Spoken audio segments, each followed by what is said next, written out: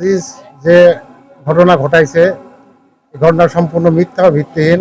আমাদের বিরুদ্ধে তারা মিথ্যা ষড়যন্ত্রমূলক মামলা করেছে।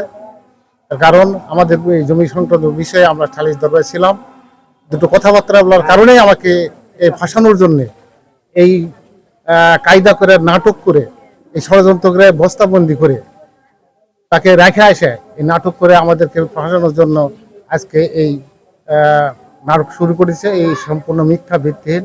আমি এর সুষ্ঠু তদন্ত এবং বিচার চাই।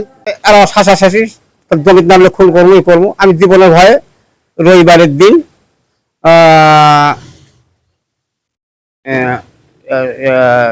17-7 বোধ হয় ওনার সঙ্গে আমি কোনোদিন 2 দিন থেকে ওই ঘটনার আগে 2 দিন থেকে বা ওই দিনে ওর সাথে কোনো সাক্ষাৎ আমার ছিল না বা করিও নি বা কেউ বলতেও পারবে না। তারপরে আমি ওই মসজিদে নামাজ পড়ে আসছি, ওই যে ঘটনা আগে বলছি এখনো বললে অত শুনে দেবো। আলছে আমার ভাই বস্তা তুটানার আপনারা দেখেন, কিন্তু আমি কিন্তু ওইটা করিনি। আপনারা দেখেন, দেখে শুনে ব্যবস্থা করে যেটা হবে ভালো। বাবার নাম নাসির উদ্দিন।